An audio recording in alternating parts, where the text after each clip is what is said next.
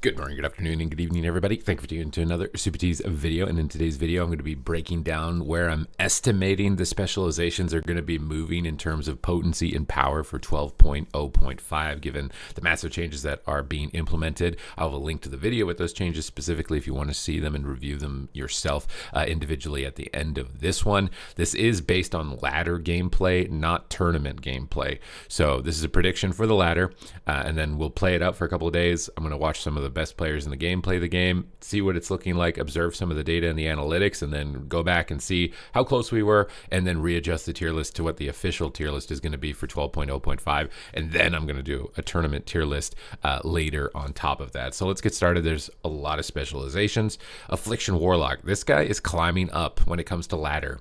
In Solo Shuffle and Battleground Blitz, it's been getting a lot better. And I think with Mistweaver nerfs, it gets even better because Mistweaver is one of the healers that's really tough to deal with. And with them lowering pretty much all of their healing across the board, I think it's possible that you're going to get rot pressure. And I think it's possible that you're going to run Mistweavers out of mana since the nerfs to the Mana Tea. And that's really important. It's very important. So I think, honestly, this might be reckless. Again, this is not a tournament tier list based on ladder. I actually think Affliction is deserving of A+ in PvP at the moment.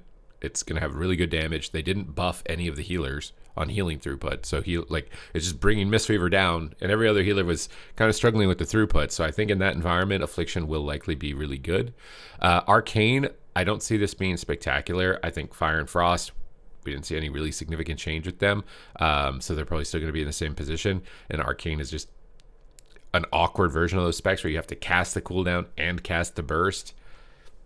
It's just not a good trade-off, and not multiple schools of magic. I think it's like at best I could put it on B. It definitely has you can still make it work. It's not the worst spec in the game, but it's kind of clunky and complicated rotationally compared to Fire or Frost. They're just simple and easy and straightforward.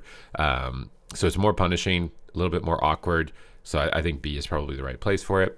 Arms Warrior, I found out after reviewing the notes yesterday, is actually getting a bit of a nerf on its Mortal Strike damage with what's being applied to it. So it's just a small nerf on Mortal Strike. It's weird to me that they're nerfing Arms and Mythic Plus more than they're nerfing some other guys or not buffing other guys, because I feel like wasn't that crazy. I've not seen like any Arms Warriors signing up for my keys, for example, unless they're just so good that they only sign up for the pre-mades. They're all reserved or something like that. But in PvP, where do we think this guy is going? I think that Windwalker still remains very dominant. I don't think Arms is awful.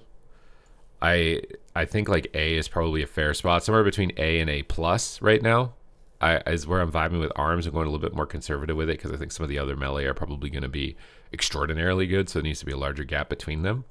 Assassination Rogue actually I think is not doing too bad. Main issues is still just like energy regen in the late game. Mistweaver changes don't really affect you too much. Honestly, it's a buff to hunters with Mistweaver nerfs, I think, more than anything. I think Assassination is like best I could still do is B tier. I just, after you've survived the opener and you've ran out of vanishes and your energy starts to be an issue, I feel like it's a problem. It does have really strong damage, but its defense is also a little bit lacking. So, and its cooldowns are just very easy to counter, similar to Arcane in PvP. So I'm putting it a bit lower on it. Augmentation, I was actually literally just watching Waz like 2 seconds ago. It's viable. I've been putting it on the bottom tier the whole time because I've never seen anybody play it. I was watching him. It looks viable. It could be better than B, honestly. Somewhere maybe between A and B. And they are changing Evokers, so you don't have to spend all your time in Dragon form. Unfortunately, you do in Hover, though, so it probably is not going to have too much of a difference in gameplay unless they adjust it for Hover and make you Iron Man with a laser out of your hand, which is... That's what I would like. That's what I want, flying lasers out of our hands. Blood Decay. So the tanks are a bit awkward. I think I'm going to leave Blood Decay for a little bit. I think Guardian Druid is probably still up here. This is mostly Battleground Blitz and like World PvP. In Shuffle, the tanks are all pretty hard to pull off still, I think. At least to any sort of like extraordinary rating. Although the Prop Pally was pretty surprising last time. Beastmaster Hunter, I think, is still on S tier. I think it's just really easy. Beast Your Wrath on a 30-second cooldown is the biggest thing, right? We're still playing a very cooldown-oriented game for most specializations. Having your cooldown on a 30-second cooldown is really good. And it just does a lot of damage, and it's very easy to get the damage out. So I think Beastmaster is a really good pick. Brewmaster, I hardly see in PvP. So again, I'm going to skip this one for now. We'll go back to it. Feral Druid, I expect to be respectably good as well, somewhere between A+ to S. Just really solid, lots of stuns, well-rounded kit. I do think the other melee though, especially Rogue, which I think got buffed based on the changes I've seen. Again, this is a prediction. Hopefully all the changes go live, as intended with the changes. Balance Druid, so this is a weird one for me because I'm doing really good on it, but then I look at the data for it, and it's like the second lowest rated spec for Shuffle in terms of like success rate. So I'm between a rock and a hard place as to where to go with this. Like if you're really good at it, you can make it work. I do think that the other ranged DPS are probably going to outshine you by a significant margin. So like I think somewhere in here is probably the best, like A tier, B to A. Like it's very tough. It's very tough. I could see you being here, but I'm gonna leave it here for now. Devourer or Demon Hunter. This is the biggest gamble of the entire patch. The self-healing that you're getting is likely going to make you significantly durable. However, it is healing based. But in solo ladder gameplay, the damage that you're able to do with like Collapsing Star can be unpredicted and not coordinated well against, and you can just absolutely KO people.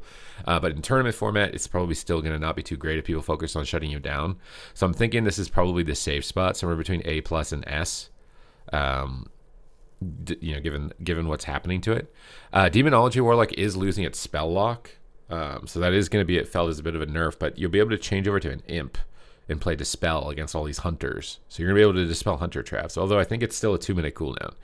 So it's not, it's not maybe huge. You get like 1 extra trinket. I still think it's got the best crowd control in the game. I do really want to put it on A+ at least for ladder gameplay. I think it's still a really good pick just based on crowd control alone. Destruction Warlock, it's got a lot of damage.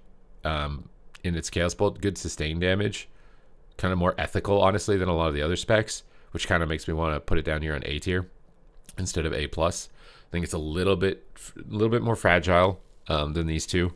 Not the same type of lockdown, no Mortal Strike, and I feel like Affliction can actually get just like more momentum in the game now, especially with the nerfs to Mistweaver. Devastation Evoker, I really want to put it on S. But I'm going to keep my reservations for S tier. A little bit more conservative here. So I think, again, this tier list goes top to bottom and left to right, and I'm really holding in a sneeze right now, so it's very tough to do it while talking and making a tier list at the same time. But top to bottom, left to right is what I think from like best to worst. Discipline Priest, this guy is really good.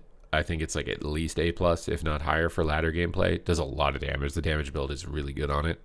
Elemental Shaman, I still think it's just kind of meh. I think like best case scenario probably down here. It's basically like a second healer and you try and one shot with Ascendance. I think it's just kind of meh. Doesn't really have any extraordinary moment for me personally from what I've observed of it. Enhancement Shaman's getting a little bit of a healing buff, which is nice. Still pretty counterable, and I don't think rogues are going anywhere given that we didn't see any other changes on top of that.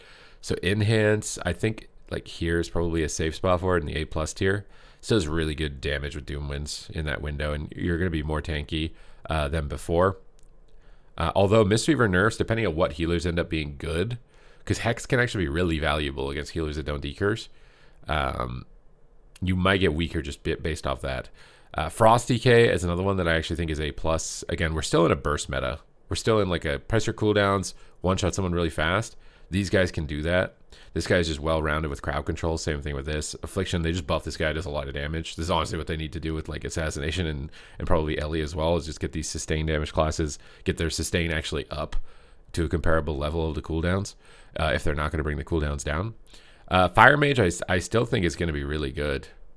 I think Combustion is just really strong. I think Frost is still really strong. Fury Warrior, I think, is falling a bit. I'm going to put it down here on B tier. I feel like Arms is the Demolish window. The durability of Arms seems a bit better. And the 2-target cleave, because there's a lot more melee than before, as opposed to casters. I think if there was a little bit more Shadow Priests, maybe Fury would be better. But right now I'm leaning more into Arms. Havoc Demon Hunter, sadly, their Marksman's going to be crazy. Windwalker and Subtlety is still going to be crazy. So I kind of think, again, with you, it's probably like at best down here. Your survivability against those big burst one-shot windows is going to be not too great. Holy Priest, I think, is probably overtaking as best healer now over Mistweaver. Just it has the high instant throughput with Serenity, really good cooldowns to trade with a lot of the other cooldowns in the game. Holy Paladin, it's getting like some buffs through the PvP, not all of them, but some of them. I think it's still a little bit of a liability. I kind of want to put it between A and like A plus is where I want to lean into it. Marksmanship Hunter, I kind of think is going to be the spec of the patch. They're giga buffing a lot of stuff on it, and it was already really good.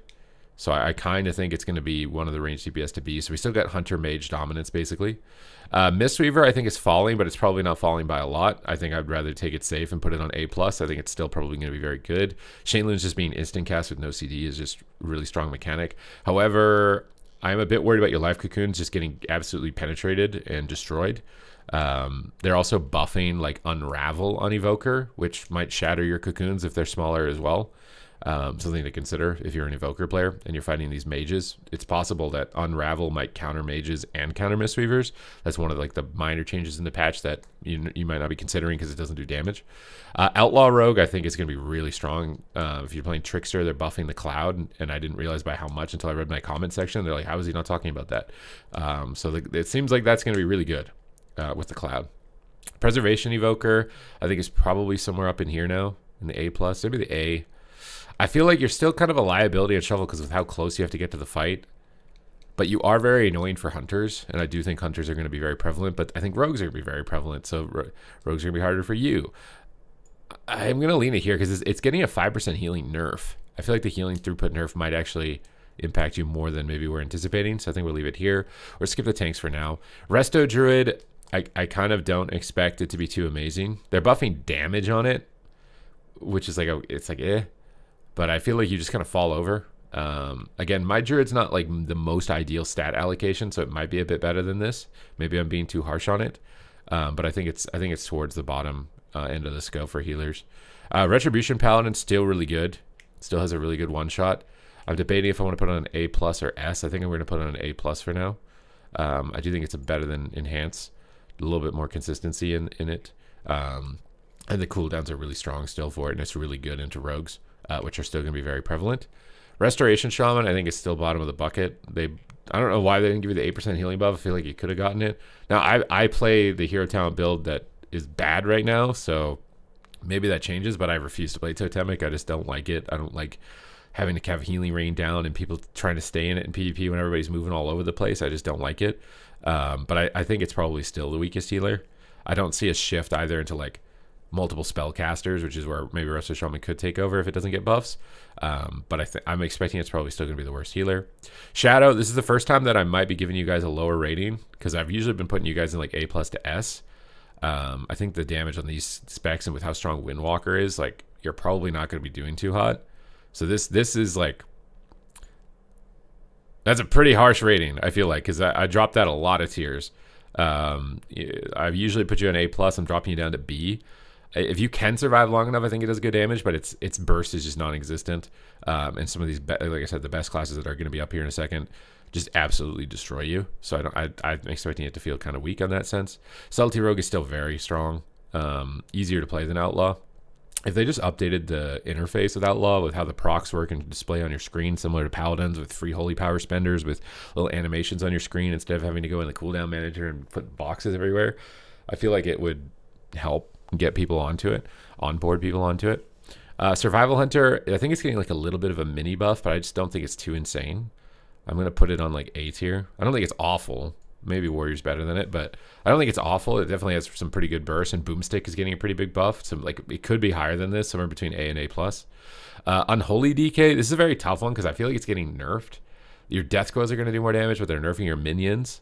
So I feel like I don't really know 100% to anticipate where this is going to go. I'm thinking like A tier is probably the best I could give it for now as far as a safe prediction. And again, we'll see this when we go in as to how powerful it ends up being, because maybe the Death and Decay Putrefy AoE stuff ends up being really good. I don't know in PvP. It'd be weird if it did, but we'll have to see. Windwalker I still think is the most dominant melee. They didn't nerf anything too badly on its cooldowns. Its fist damage got buffed, so I do imagine Windwalker is still going to be in a very dominant position.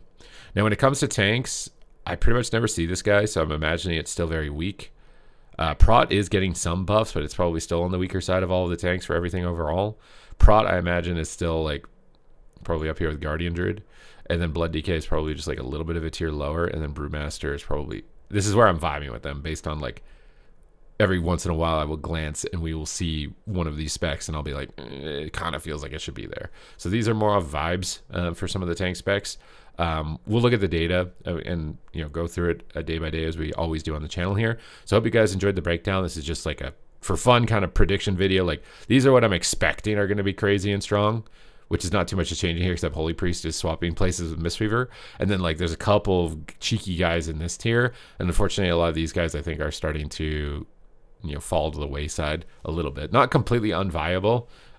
It's just these guys have so much burst damage or just damage in general that I'm leaning towards them into the S tier. So thank you guys very much for watching the video. I hope you guys enjoyed the breakdown, and I will see you guys in the next one.